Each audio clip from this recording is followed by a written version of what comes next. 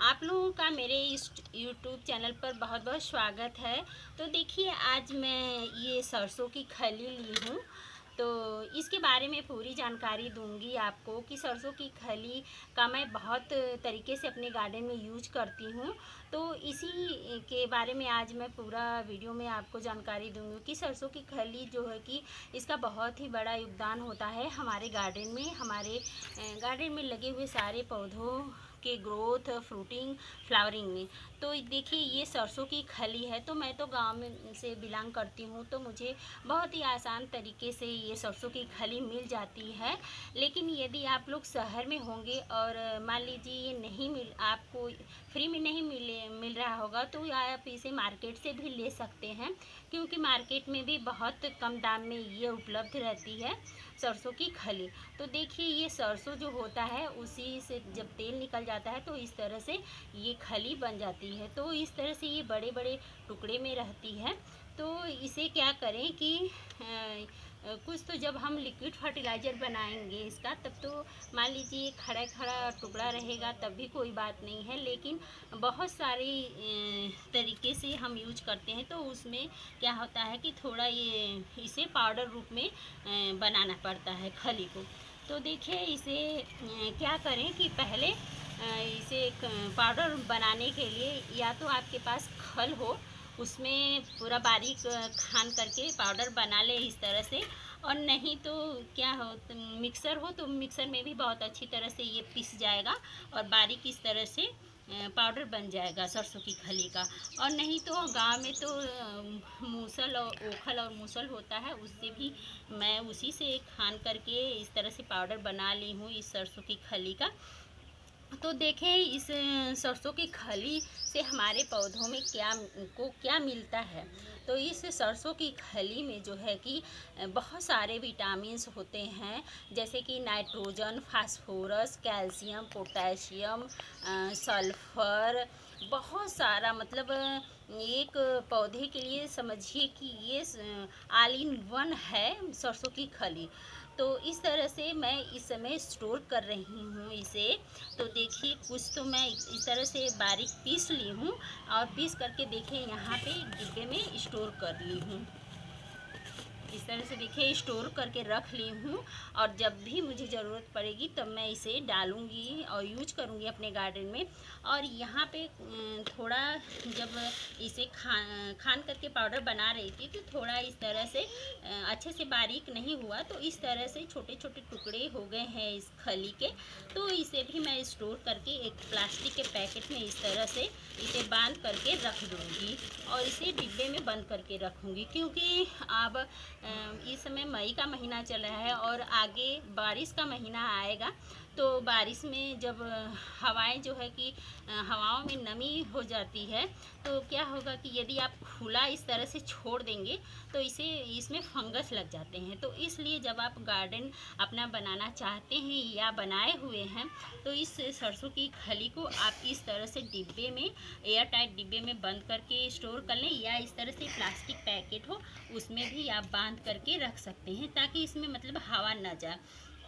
और ये जो है कि सरसों की खली जो है कि एक कंपोस्ट के रूप में भी प्रयोग किया जाता है गार्डन में। तो इसका जो है कि लिक्विड फर्टिलाइज़र के रूप में भी प्रयोग होता है, और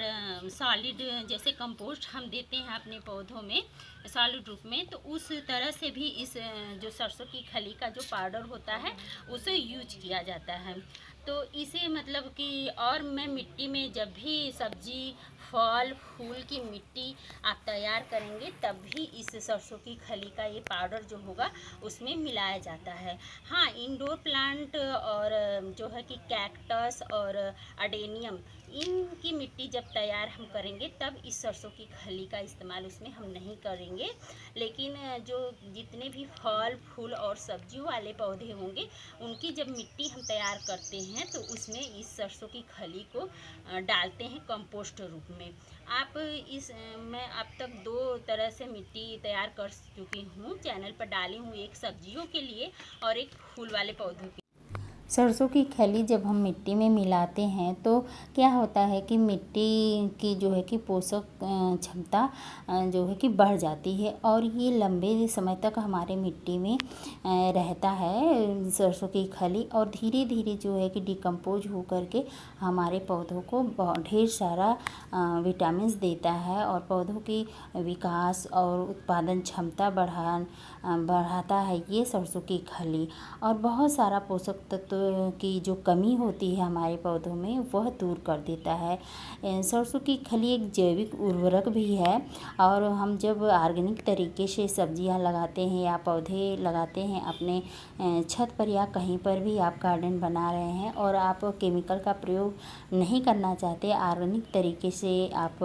पौधे या सब्जियां लगाना चाहते हैं, तो इस सरसों की खली का प्रयोग आप ज़रूर से करें अपने गार्डन में। और इस तरह से आप मिट्टी में सरसों की खली को मिलाने से क्या होता है कि पौधों की जड़ से संबंधित जितने भी रोग लगते हैं हमारे पौधों में वह नहीं लगते, क्योंकि ये सरसों की खली जो है कि एक फर्टिलाइज़र भी है और एक पेस्टिसाइड भी है, तो पेस्टिसाइड के रूप में भी कार्य करता है ये। और जितने खेत में आप देखेंगे कि केचुआ बहुत ज़्यादा रहते हैं, तो केचुओं के लिए ये सरसों की खली भोजन का काम करती है, तो इसलिए आप खेतों में भी प्रयोग कर सकते हैं सरसों की खली, जो कि बहुत पहले से सरसों की खली का प्रयोग होते आ रहा है खेतों में। तो आप सरसों की खली का प्रयोग ज़रूर से करें अपने मिट्टी में, अपने पौधों में कई तरीके से। और जब भी मैं जैसे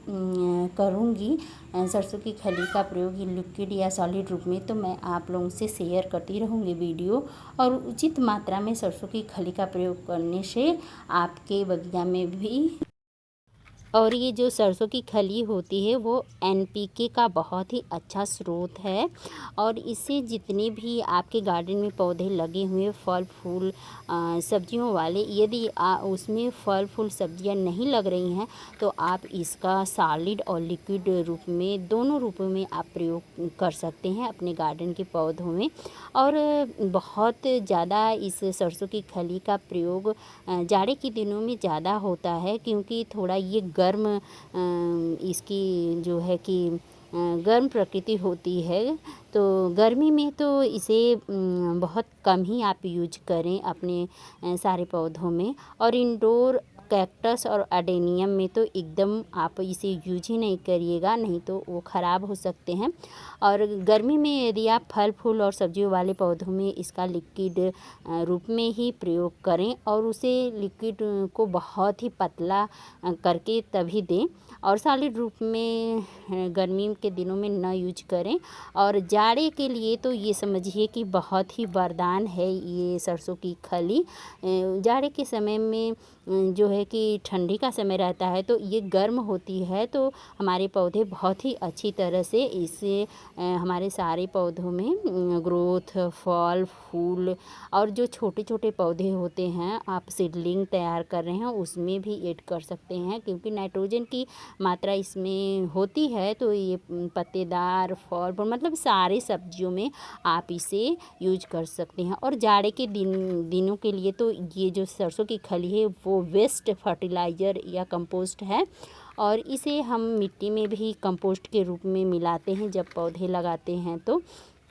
तो इस तरह से आप भी इस सरसों की खली का उपयोग करें यदि गार्डन बनाए हुए हैं तो, और बनाना चाहते हैं अभी पहली बार, तो क्या करें कि कहीं से भी आपको यहाँ से भी मिले सरसों की खली, यदि घर पे मिल रहा है तब भी आप स्टोर कर लें, और नहीं तो फिर मार्केट से बहुत ही कम दाम में आप ले करके इसे स्टोर कर सकते हैं, रख सकते हैं